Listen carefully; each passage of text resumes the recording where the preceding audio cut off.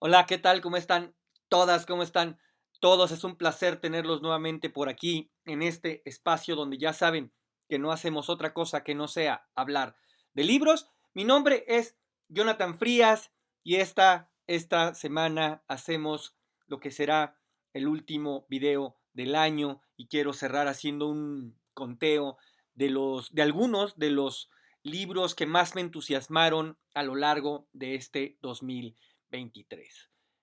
Pero antes de comenzar, ya saben, como siempre, todas las recomendaciones habituales, like, comentar, suscribirse si son nuevos en este espacio, sean bienvenidos y si les gustan los contenidos de los que aquí hablamos, pues los invitamos a suscribirse, a darle al botón de la campanita para activar las notificaciones y que YouTube, Spotify o Amazon Music les avisen, les notifiquen cuando haya un nuevo episodio.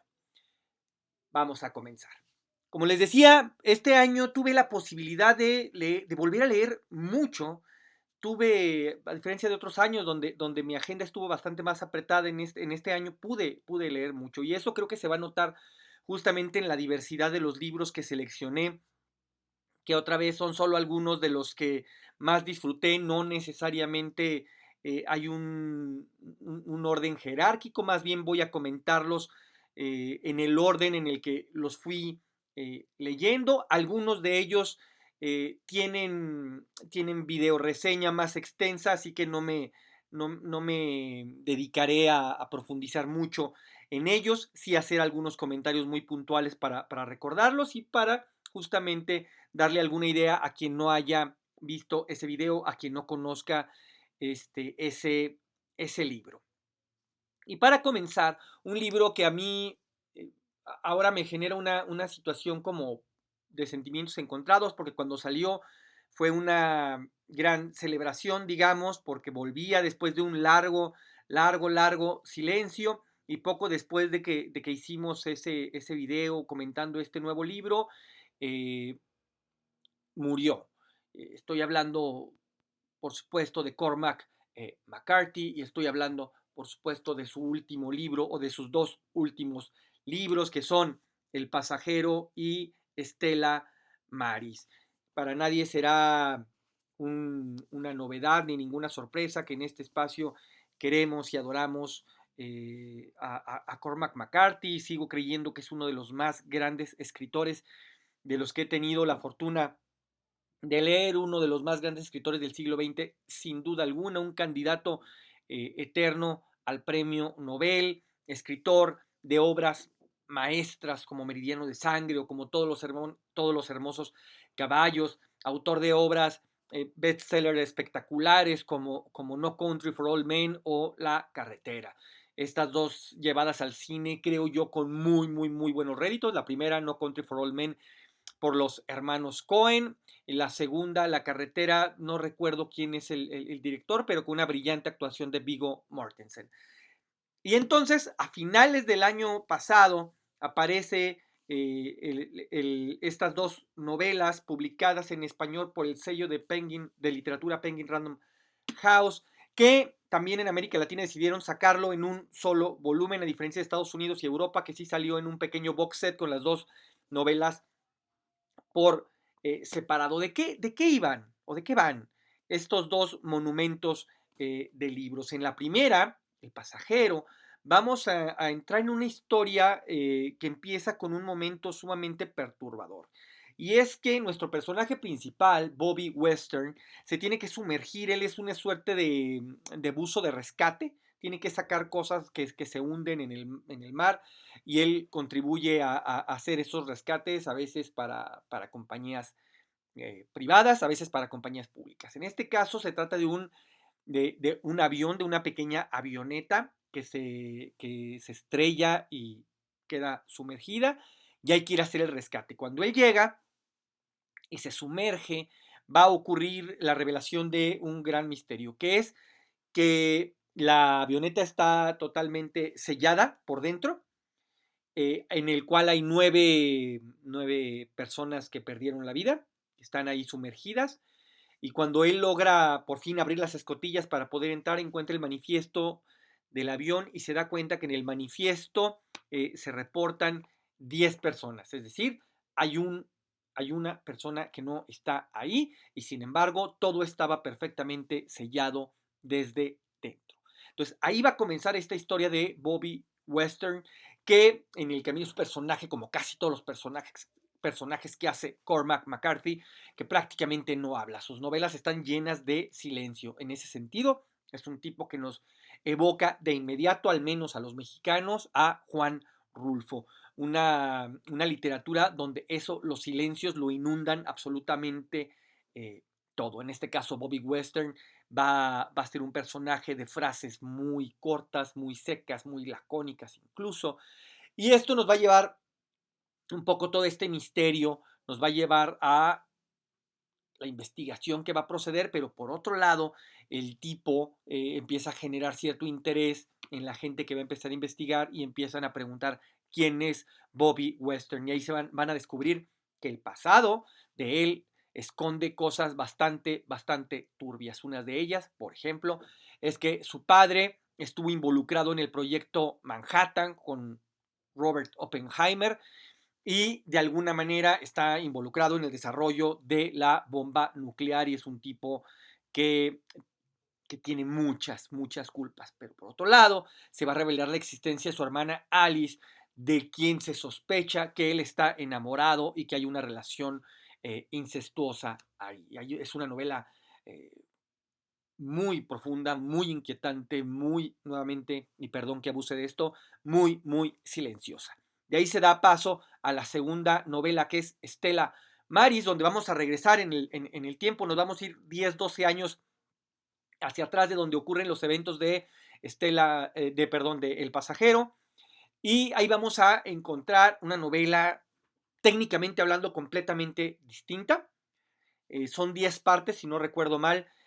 Todas son conversaciones de 10 sesiones distintas de Alice Western con su psicoanalista. Ella está recluida en el sanatorio mental de Stella Maris.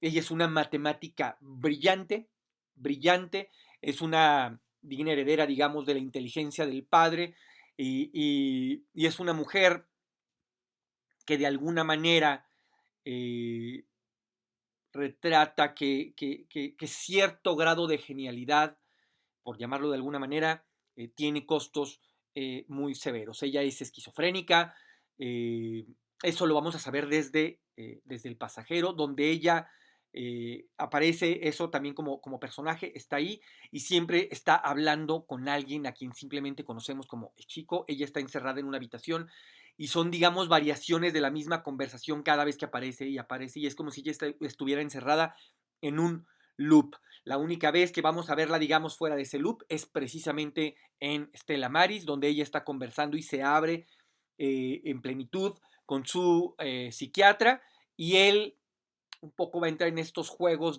muy socráticos de pregunta-respuesta, donde ella también va a empezar a sacar cosas del pasado de su psiquiatra, un conjunto de novelas que sin que lo supiéramos en ese momento iban a ser el cierre categórico de una obra que ya no tenía nada que probar. Sin duda alguna, dos obras más que se suman a la maravillosa y majestuosa obra de Cormac McCarthy, que ahora descansa en paz. La segunda novela estas dos novelas particularmente las leí, las compré justamente en la Feria Internacional del Libro de Guadalajara del año pasado, que se celebra siempre del último fin de semana de noviembre al primer fin de semana de diciembre, y de ahí que fueran de las primeras cosas que empecé a leer para este año. Y ese segundo libro es un libro del cual yo no tenía mayor noticia, sino que justo recorriendo esos pasillos se hablaba de este autor brillante, muy joven, senegalés, que acaba de publicar una obra que acababa de ganar muchos premios y entonces me acerqué porque ese día coincidía que estaba la presentación y fue ciertamente un deleite escucharle hablar, saber un poco de la novela, de las influencias que hay detrás de la novela y pues nada, que me hice de ella y desde el momento uno que me senté a leerla no la pude abandonar. Y por supuesto estoy hablando de la más recóndita memoria de los hombres de Mohamed Bugar Sarr, este escritor senegalés sumamente joven, nacido en 1990, es decir, tiene 33 años más o menos a la fecha. ¿De qué va La más recóndita memoria de los hombres? Que el título es extraído de una cita de Los detectives salvajes de Roberto Bolaño. Déjenme corrijo, no vaya a ser que fuera de 2666. No, en efecto es de Los detectives salvajes. ¿De qué va esta novela? En esta novela vamos a tener un personaje principal que se llama Diagan Latir Fair, perdonen mi pésima pronunciación de los nombres de estos personajes. Tenemos a este personaje que quiere ser escritor y un poco como le ocurre a muchos, se siente frustrado porque no puede lograrlo, se esfuerza por terminar un primer libro, se esfuerza por tener que editarlo, ahí se van a empezar a encontrar, a describir estas cosas de los mundos librescos sumamente bolañescos, es decir, esta novela sí, no solo por la cita y el título, esta novela es una suerte de gran homenaje a la obra de Roberto Bolaño, concretamente a Los detectives salvajes, con lo cual a mí de entrada también me hacía preguntarme qué hacía un chico senegalés de pronto leyendo, a saber en qué idioma, a saber en qué traducción, no sé si en inglés o en francés, Los detectives salvajes de Bolaño, y que él decidiera que tenía que hacer una obra así, que él quería hacer la nueva Detectives Salvajes, los Detectives Salvajes, digamos, del siglo XXI. Entonces tenemos a Diagán que quiere ser escritor y no puede, y entonces se dedica a hacer una suerte de académico. Y en esta vida de empezar a hacer pues maestrías y doctorados para tratar de ganarse la vida, descubre a un autor africano al que llamaban el Rambo negro y que se llama T.C. Elimani. Y entonces él decide hacer una búsqueda, empieza en una gran pesquisa por averiguar qué fue de este autor que apareció, se volvió una especie de boom, de bestseller, todo el mundo lo adoraba, lo admiraba, pero poco a poco la crítica, y aquí también me recuerdo un poco justamente a los episodios de los críticos en 2666, la crítica lo va a empezar a hacer pedazos, a veces por envidia, a veces con muchísima razón, al grado de que este autor simplemente desaparece. Entonces Diegan va a empezar una gran pesquisa que va a recorrer varias latitudes del mundo y donde van a empezar a aparecer personajes de la vida real. Es decir, esta novela va a recorrer un sendero que va a estar entrando y saliendo entre la ficción y la realidad. Entre los personajes que van a desfilar dentro de esta obra están, por ejemplo, Vítor Gombrowicz, está Jorge Luis Borges, está Ernesto Sábato, está Bioy Casares. Todo esto porque hay uno de los grandes puntos cruciales de la novela, además de varias partes de Europa, es concretamente Buenos Aires, porque por allá va rastreando el camino de T.C. Elimane. Una novela, además, maravillosamente escrita, muy bien estructurada. Es una novela que no pierde tensión en ningún momento, que en ningún momento se nos torna farragosa.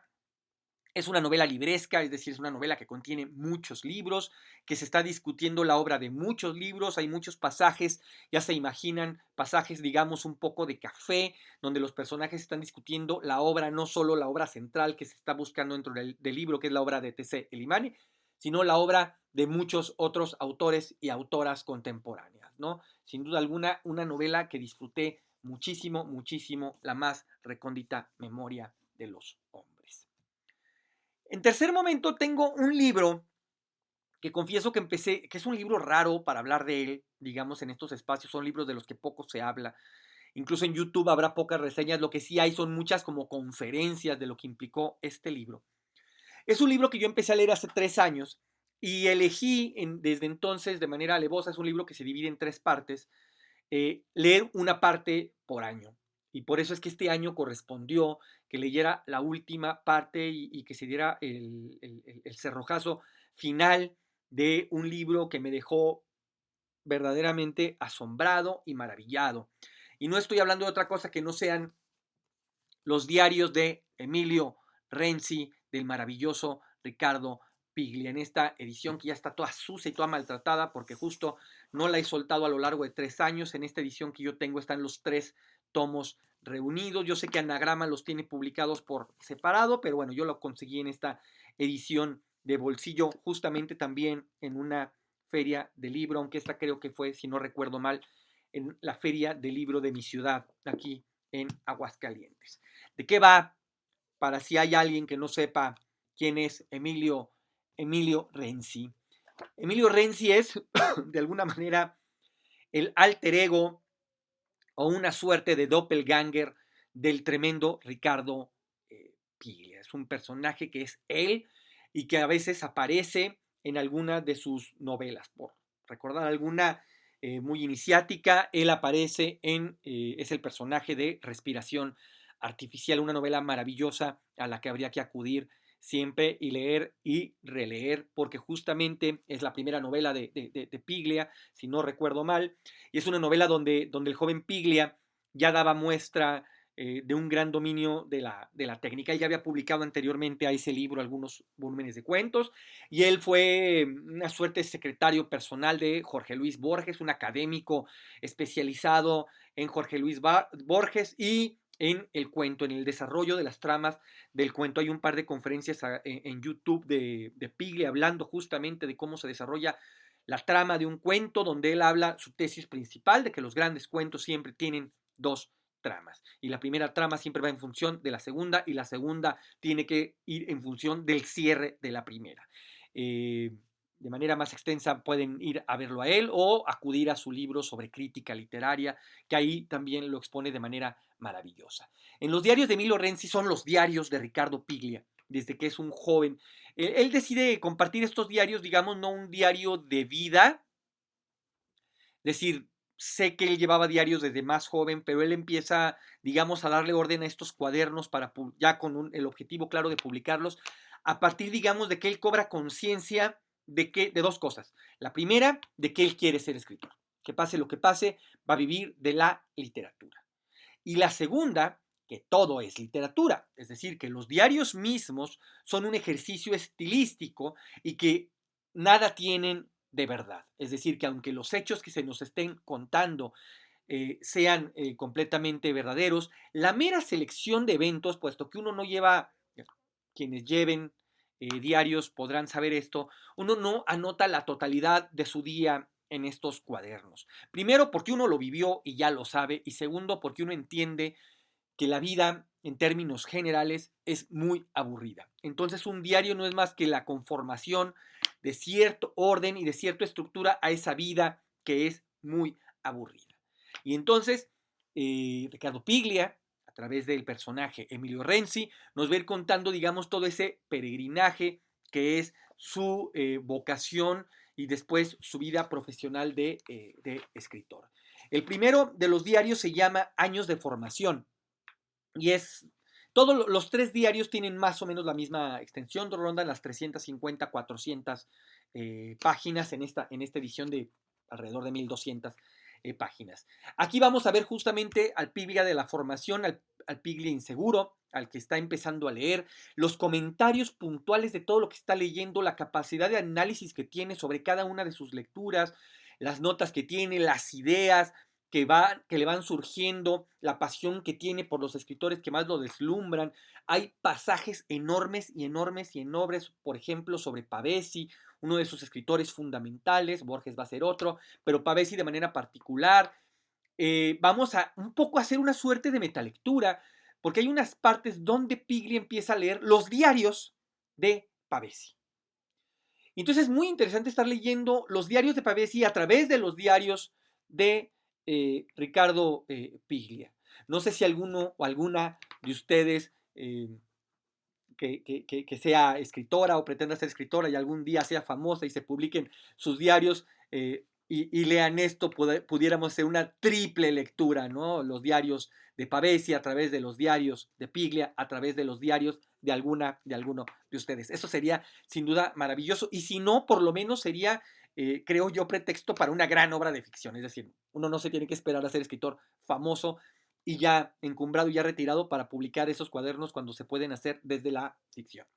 El segundo de los libros se llama Los Años Felices, que es justamente cuando Piglia empieza ya a publicar sus primeros libros, empiezan a despertar algunas primeras buenas críticas, empieza a ser invitado por primera vez a algunos encuentros, a algunas ferias, es decir, empieza a vivir el sueño y en efecto son los años felices, son los años donde se enamora, donde vive con la pareja, donde empieza a dirigir una colección de novela negra ahí en Argentina.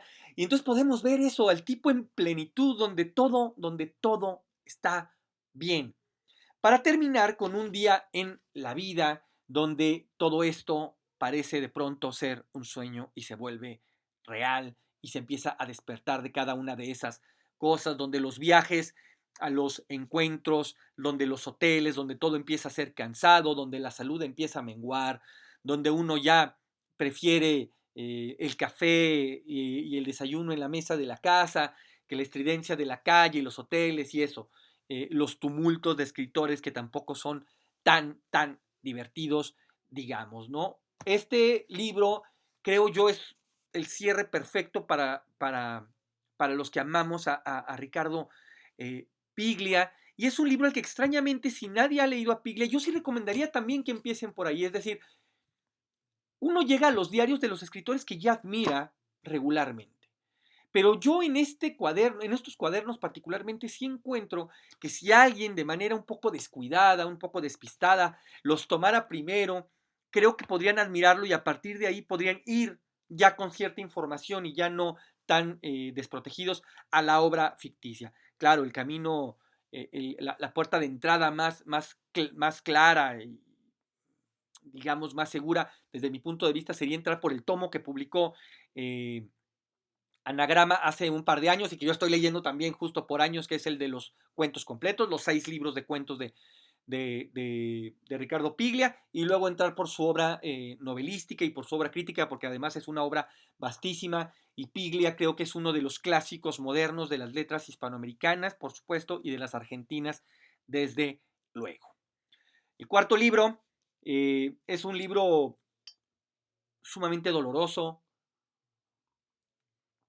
es de esos libros a los que sí le hicimos una videoreseña extensa y que es un libro enorme desde cualquier punto de vista que se le pueda ver, desde la crónica, desde la denuncia, desde la literatura misma. Es un libro que yo creo recordar que en aquel video que le hice decía que si me encontraba yo con la autora no sabría si abrazarla, si compadecerla, si darle el pésame, es decir, o si agradecerle, o si lo más seguro es que hiciera las tres cosas. Ya estarán adivinando que me estoy refiriendo a El Invencible Verano de Liliana, de Cristina Rivera Garza, esta novela de no ficción o de autoficción, en donde esta autora tamaulipeca, Cristina Rivera Garza, nos va a dar cuenta del feminicidio, del horrible feminicidio que sufrió su hermana Liliana Rivera Garza. Un libro que comienza contándonos distintas etapas. La primera parte del libro es sumamente eh, ofensiva. Lo natural es que uno se ponga verdaderamente encabronado al estarla leyendo, porque nos va a contar todo el maldito laberinto burocrático. Kafka habría probado, estoy seguro, toda esta primera parte es una suerte de el proceso, donde Cristina Rivera Garza va a tener que dar cuenta de todo lo que tuvo que hacer para encontrar el expediente de su hermana. Porque el expediente estaba perdido, nadie sabía en qué procuraduría estaba, nadie se lo quería facilitar, faltaban cosas, y entonces es como este momento 10 años después, 10 20 años después de ocurrido el sensible fallecimiento de su hermana, del feminicidio de su hermana, donde la policía con muchísima torpeza incluso dejó escapar al presunto feminicida y pues tantos años después, a la fecha, sigue con una orden de aprehensión vigente, nadie sabe dónde está. Y ella justo desde ese presente nos va a empezar a contar cómo, cansada de la inoperancia y de la ineficacia y de la ineptitud del aparato de justicia en México, ella va a tener que empezar a ser, en este caso no una madre, sino una hermana buscadora, pero a su vez ella está continuando el trabajo que había hecho su hermana, su madre, perdón, porque su hermana, y dale, su madre empezó con ese trabajo de búsqueda que ella continúa. La segunda parte del libro es una parte muy sensible, muy triste, pero al mismo tiempo muy bella, porque a través de pedazos de diario de Liliana Rivera Garza y de las conversaciones que tuvo la misma Cristina con los amigos de Liliana Rivera Garza de aquel periodo. Ella en ese momento era estudiante de arquitectura. Eh, Va a tratar de hacer un retrato donde nos va a poner, creo yo, así enfrente a una Liliana Rivera Garza viva, llena de sueños, con un vasto sentido del humor, con una tremenda inteligencia, ¿no? A través de sus diarios vamos a poder, de estos fragmentos de los diarios, vamos a poder ir conociendo de primera mano sus sueños, sus inquietudes, sus amores, su despertar erótico. Es decir, hay una persona viva ahí, y creo que esa es la parte que yo más rescato de este libro, donde se hace justicia, es decir, en el sentido de que el libro trata sobre ella y no sobre su feminicidad. Digo esto a raíz de que cuando se le otorgaron varios premios a este libro, todos ellos merecidos, hubo un par de comentarios sumamente desafortunados donde le criticaban a ella que en toda literatura criminal el asesino era más importante, ¿no? Y ella decía que ella no le pretendía dar más espacio del que en efecto tenía que tener al feminicida de su hermana. En ese sentido, en aquel video yo recordaba que parecía lo mismo a un libro maravilloso de Iván Jablonka, que es Leticia o el fin de los hombres, donde se va a narrar también el horrible feminicidio de Leticia Perret, y donde Iván Jablonka procedió de la misma manera. Quiso retratarnos a Leticia Perret mientras estaba viva y no después de todo lo que pasó con su muerte y de toda la gente que se colgó de ello para hacer agenda política. En este libro pretendía pasar lo mismo, y creo que Cristina Rivera Garza logra frenarlo y centrar todo donde debía ser, es decir, en recordar a Liliana Rivera Garza. La última parte del libro tiene que ver con la pérdida. Es una parte sumamente desgarradora, muy conmovedora, a la cual uno no puede aproximarse sino en silencio, y que uno se apena hasta de hacer ruido a la hora de batir el azúcar en el café, porque es una parte donde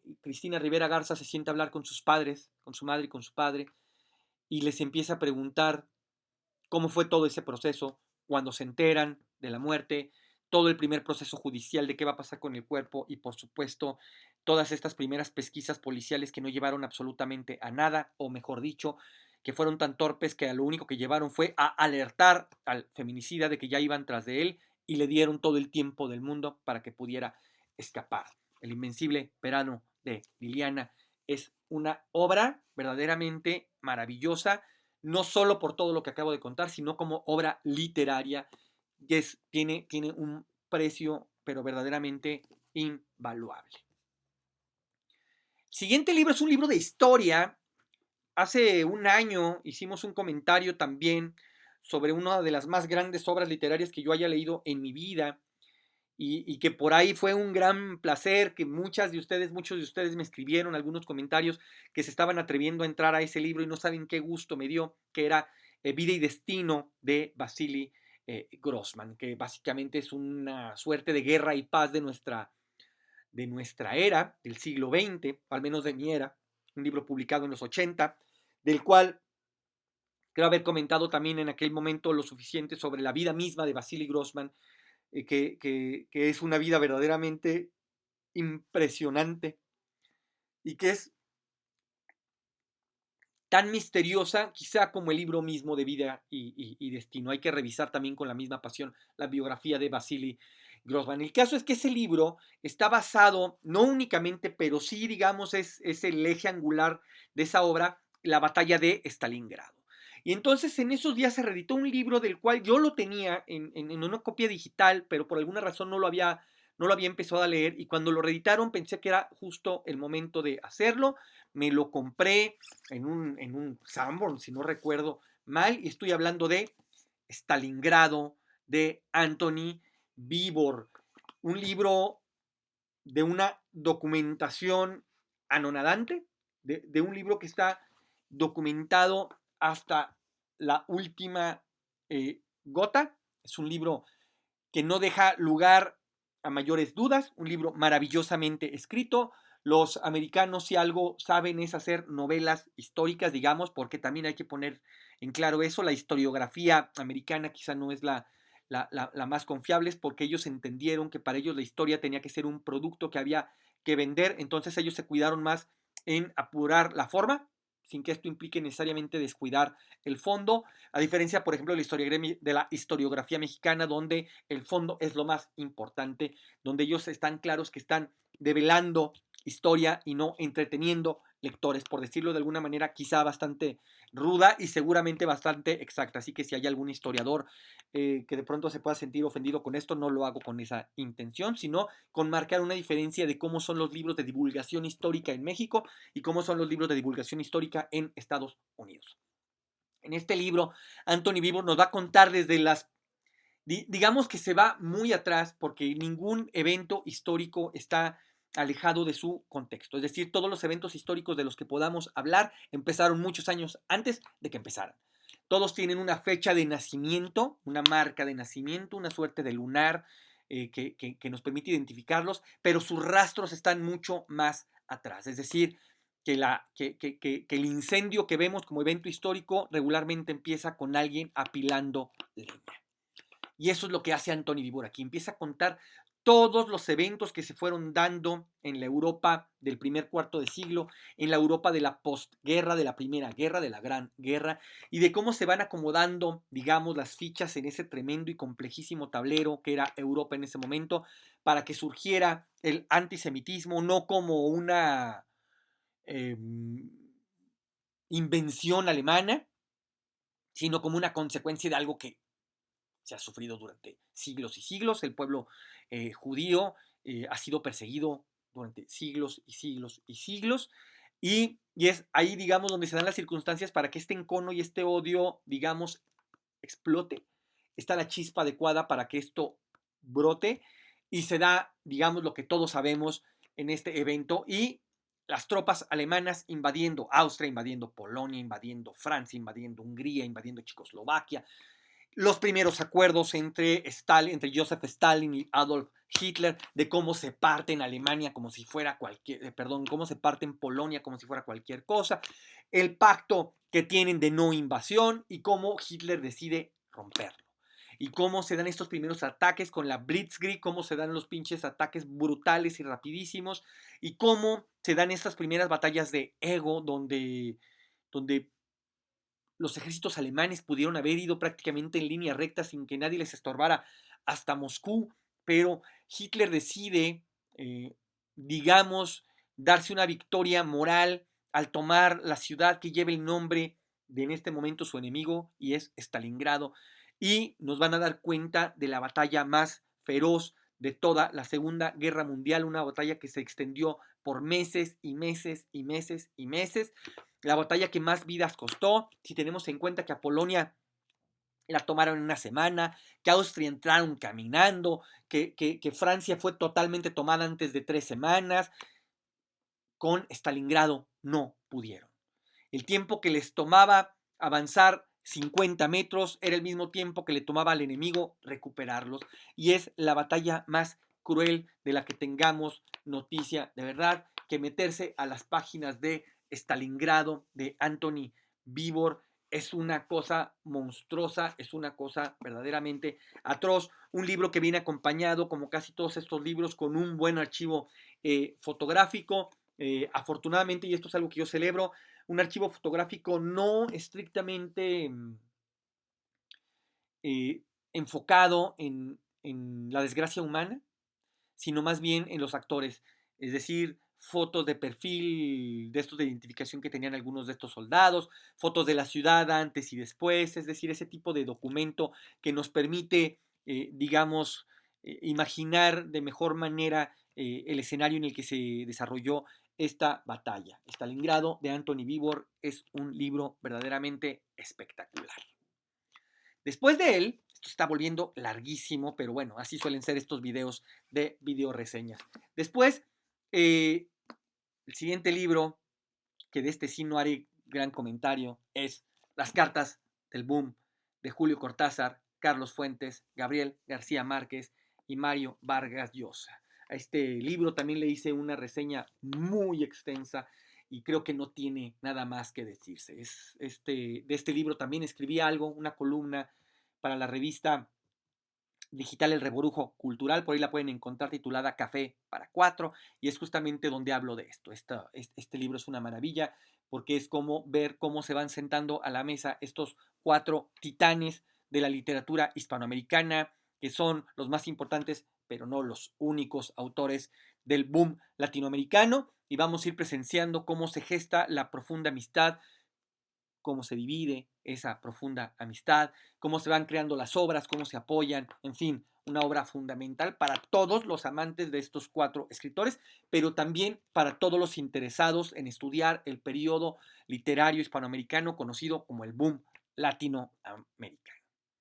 El siguiente libro es una belleza, es una maravilla breve que además se van a querer echar en una sola sentada, y es Literatura Infantil de Alejandro Zambra, un libro híbrido, un libro misceláneo, digamos, de Alejandro Zambra, que es una suerte de homenaje al momento en el que él se vuelve padre. Es un libro que comienza justamente con un diario a partir del día cero, cuando nace su hijo, y entonces vamos a ver el diario de este padre que tiene que aprender a paternar. Es el diario de este hombre que no sabe ser padre, que lo único que sabe es cómo ser esposo y cómo ser hijo, y de pronto tiene que aprender eso, aprender a paternar.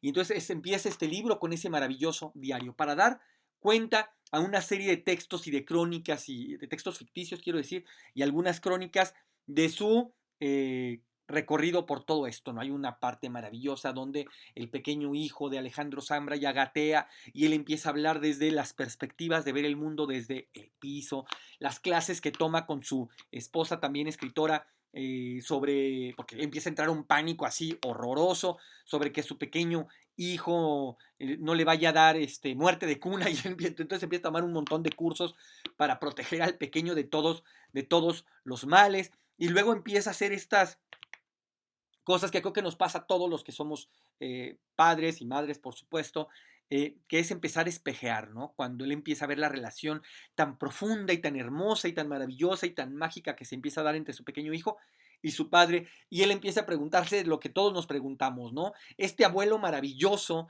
que trata de esta forma espectacular a mi hijo, ¿dónde estaba cuando era mi padre, no? Porque el padre que yo conocí era un padre ausente, en el sentido de que era un hombre que lo veíamos salir temprano todos los días a trabajar y lo veíamos regresar ya muy noche, muy agotado, irregularmente, malhumorado, con poco tiempo para atendernos si uno quería ir corriendo, enseñarles el último dibujo que habíamos hecho o la nueva capacidad motriz que habíamos descubierto, ¿no? Ya habíamos caminado 3 pasos por nosotros mismos o habíamos aprendido a desarmar un carrito que nos habían regalado 2 días antes. Es un libro hermoso, además creo que un libro muy pertinente justo en un momento donde empiezan a salir muchos libros sobre las diversas formas de maternar. Estoy pensando de inmediato ahora en Casas Vacías de Brenda Navarro, estoy pensando en Hija Única de Guadalupe Nettel, estoy pensando en la antología materna que hizo Editorial Fondo Blanco, donde hay 13 escritoras hablando justamente de todas estas formas de maternar. Creo que literatura infantil de Alejandro Zambra es una buena forma también de abonar a las formas de paternar. Siguiente libro, para ya ir acercándonos al final, ya no sé cuántos van, 1, 2, 3, 4, 5, 6, 7. El octavo libro va a ser una biografía. Este año leí muchas biografías y esta atiende a la razón de que soy muy ñoño.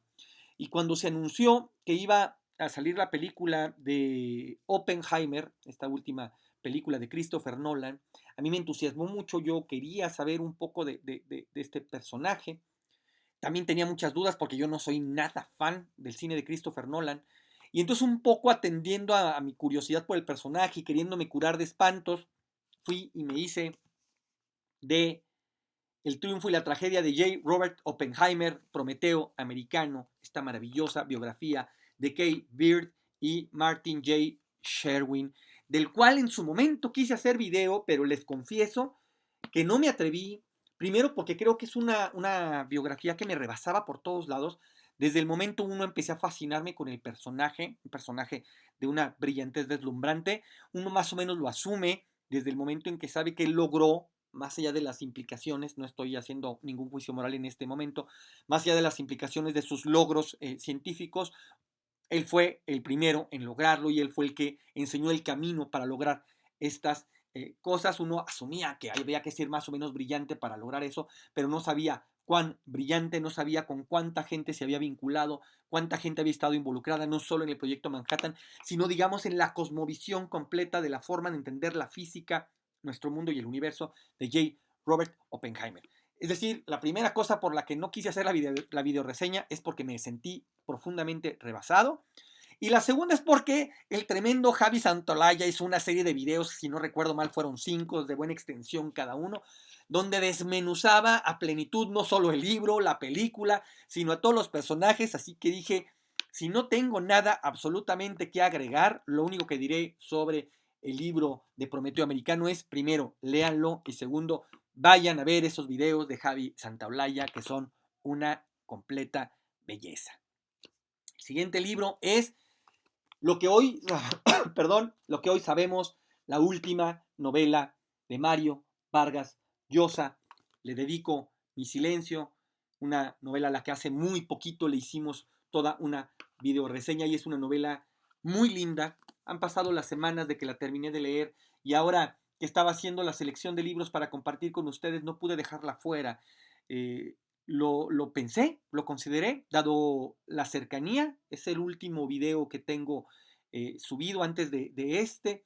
Entonces creí que quizá abonar algo más sobre este libro sería innecesario, pero también juzgué que sería injusto no incluirlo si de verdad era uno de los libros que más había disfrutado, ya más allá del detalle hoy todavía anecdótico de saber que Mario Vargas Llosa anunció su retiro ya con esta novela. No quiere escribir más ficción. Creo que por ahí queda, por ahí anunciado un libro que quiere hacer, algún ensayo sobre Jean-Paul Sartre.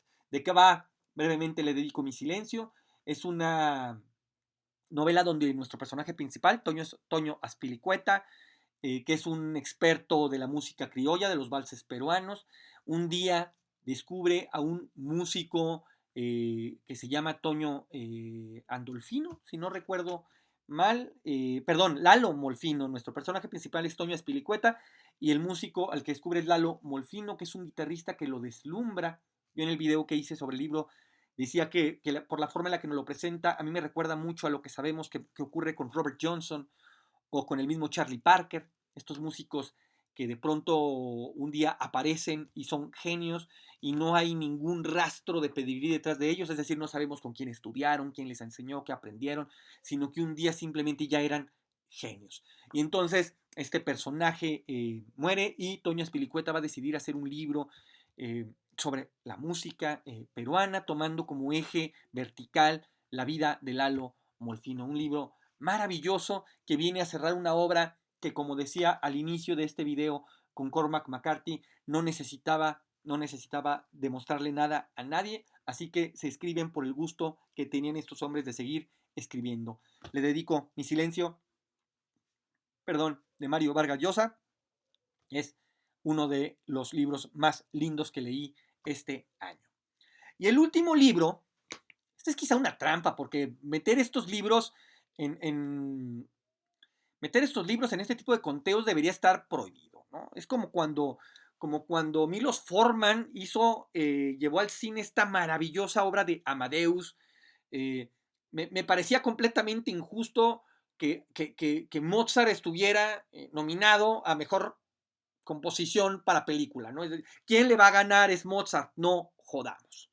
O sea, eso es injusto, démosle todos los premios por haber y luego ya dejemos que el resto de los mortales compitan. Y en esta ocasión eso es lo que me pasó, pero me fue inevitable porque después de que hicimos el video, que cuente aquí como doble recomendación, el video de la última novela de David Toscana, que ganó la quinta Bienal Mario Vargas Llosa de novela, que es El peso de vivir en la tierra, esa novela delirante de un humor tremendo que disfruté tanto, que es El peso de vivir en la tierra, que trata de que un hombre en Monterrey, ¿por qué no? En los 70s, ¿por qué no?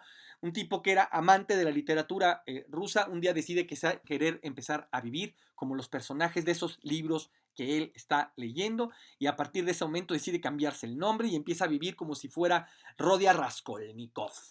En aquel momento de ese video que le hicimos a ese libro comenté que mientras lo leía me fue imposible no ir a revisar algunas páginas de Dostoyevsky, de Chekhov, de Turgeniev, de Tolstoy. Pero hubo una de esas lecturas que me dominó al grado de que esa, confieso, es la razón por la cual no hice más videos entre que publiqué la videoreseña de Le dedico mi silencio y ese fue Crimen y Castigo de Fyodor Dostoyevsky. Es un libro que yo no había leído hacía muchísimos años, que había releído algunos pasajes, pero que no me había sentado a leerlo de forma íntegra, creo, desde la universidad. Y ahora, después, movido por estas cosas lindísimas de ver a estos personajes en la novela de David Toscana, me siento a leer esta obra, que además confieso, como paréntesis, que me da mucho gusto. Quién sabe qué está pasando en TikTok, pero de pronto les dio por descubrir a Dostoyevsky y empezar a pasar sus moods de crimen y castigo y a padecer, porque eso es lo que uno hace cuando se sienta a padecer la gran historia de Raskolnikov, esta historia que no necesita mayor comentario, porque aquí sí, si buscamos algo sobre esta novela en YouTube o en cualquier lugar, vamos a encontrar toneladas y toneladas de información. Si alguna de ustedes, si alguno de ustedes no ha leído esta majestuosa obra, hagan caso omiso de lo que acabo de decir y no vayan a buscar esa información, no vayan a buscar esos videos, no vayan a buscar esas reseñas y por eso no haré ningún comentario. Vayan a leer Crimen y Castigo.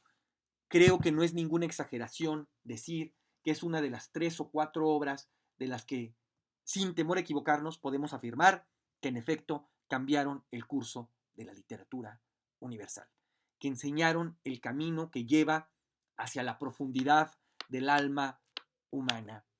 Nietzsche decía en alguna ocasión que él cambiaría toda la alegría de Occidente por la forma de estar triste de Dostoyevsky, y con eso puedo estar completamente de acuerdo con el pinche bigotón. Hasta aquí llegamos, no sin antes decir que lean porque tienen que leer.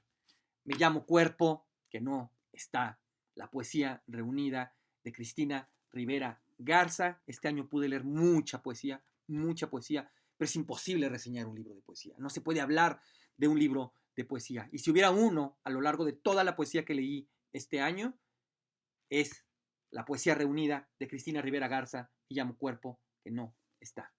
Mi nombre es Jonathan Frías y este año es todo. Nos vemos próximamente con una nueva temporada. Dense.